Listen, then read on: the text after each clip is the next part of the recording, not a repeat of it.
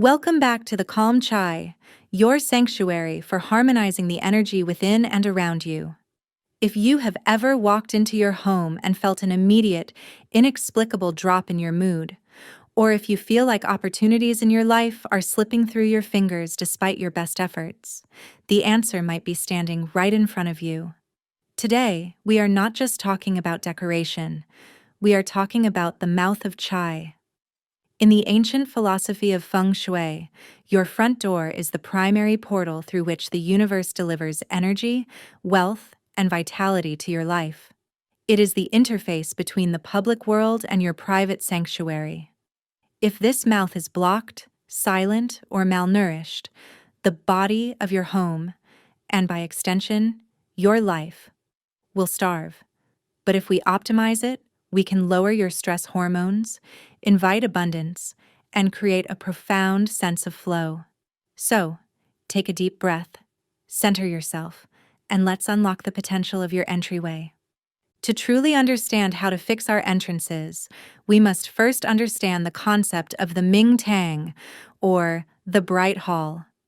In traditional feng shui, this refers to the open area both immediately outside and inside your front door. Think of it as a cosmic reservoir.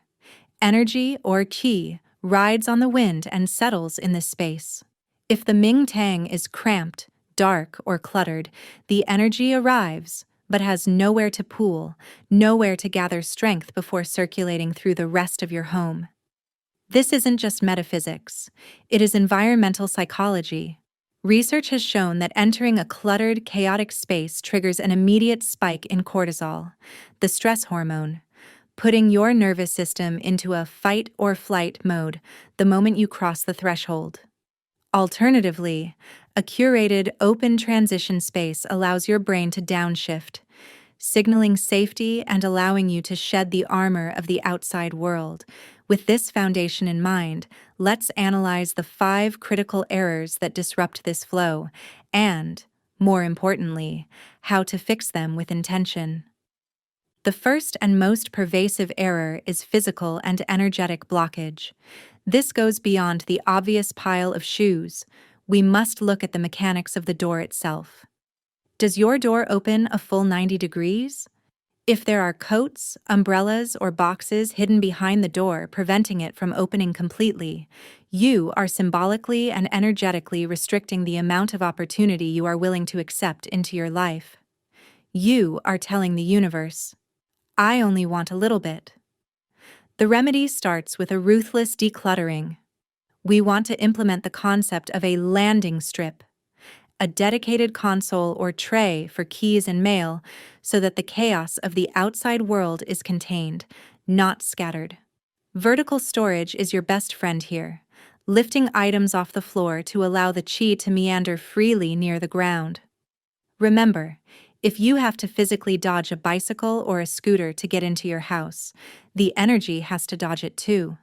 By clearing this path, you reduce cognitive overload and create a vacuum that abundance is eager to fill. Once the space is clear, we often make the second error: botanical misalignment.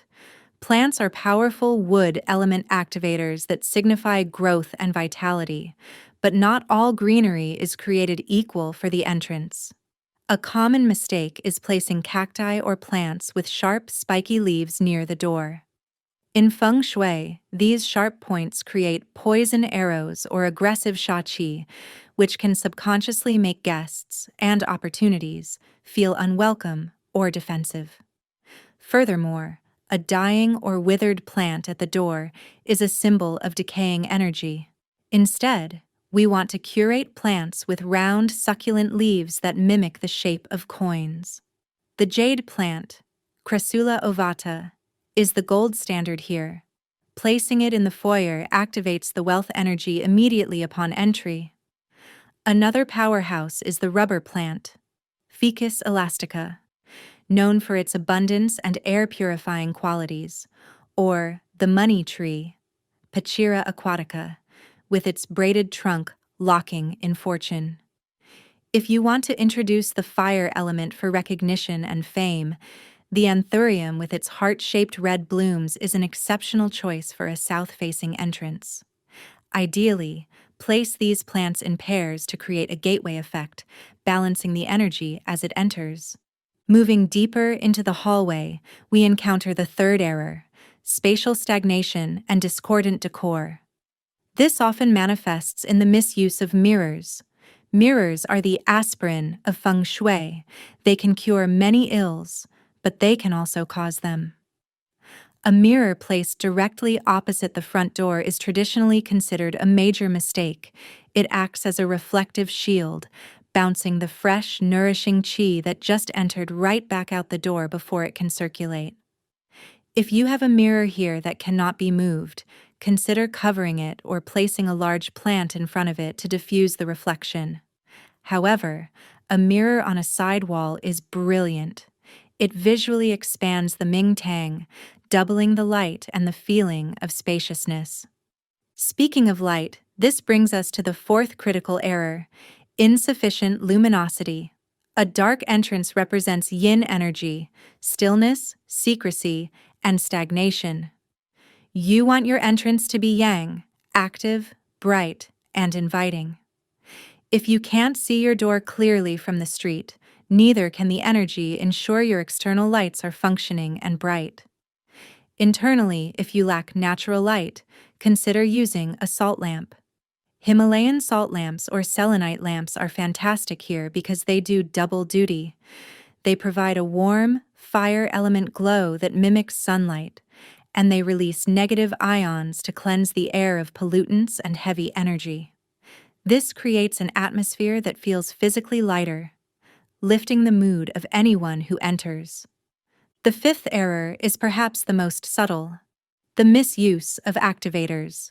Many people buy feng shui trinkets they don't actually like, hoping for a magical cure. If you hang a wind chime that sounds annoying to you, it will generate frustration, not flow. Authenticity is key. However, when chosen correctly, these cures are potent. A metal wind chime with 6 rods is a classic remedy for the front door. The number 6 represents heaven luck, and the metal element cuts through stagnant energy. For protection, especially if your door faces a harsh environment or a busy road, crystals are your best allies. Black obsidian is a powerful grounding stone. Placing a piece on either side of your threshold acts as an energetic security guard, absorbing negativity. Tiger's Eye is another excellent choice for the entrance, offering a watchful, courageous energy that protects the home while attracting wealth. If you are concerned about electromagnetic fields or general stress from the outside world, shungite placed near the door acts as a master filter. Now, let's address the structural issues that many of you ask about, the things you can't easily rebuild. What if your front door opens directly to a staircase? This is a common challenge where energy rushes in and immediately shoots up the stairs, leaving the ground floor starved, or rushes down and out, causing wealth to drain away. The cure here is to slow the energy down. Hanging a faceted crystal sphere halfway between the door and the bottom step can disperse the qi, spreading it gently rather than letting it rush. Similarly, if your front door aligns perfectly with your back door, the energy shoots straight through the house like a tunnel wind. To fix this, you need to disrupt the direct line of sight.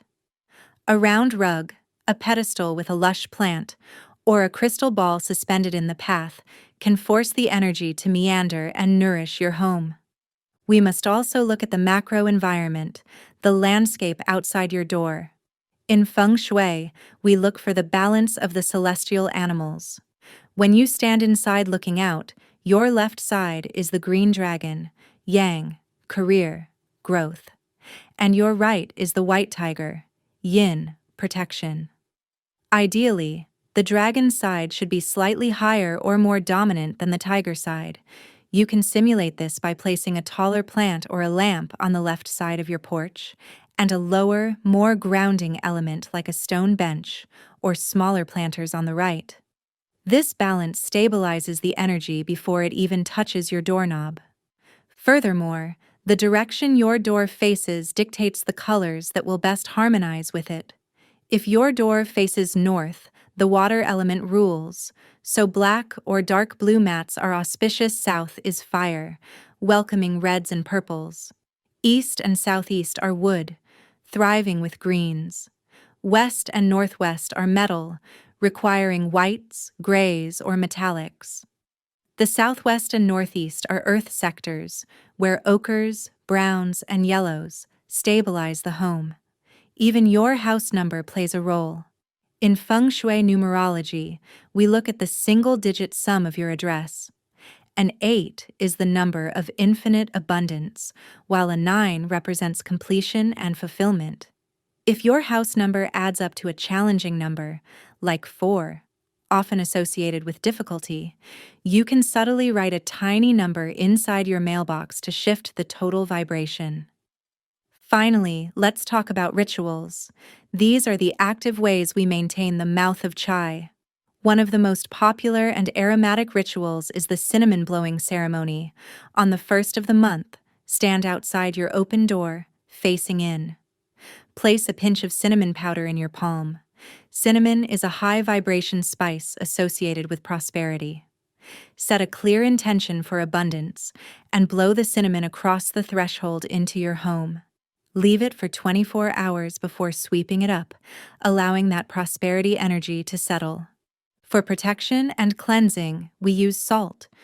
If you have been going through a period of bad luck or illness, a salt water cure, a jar with salt, water, and 6 coins left open near the entrance, can absorb negative chi like a sponge.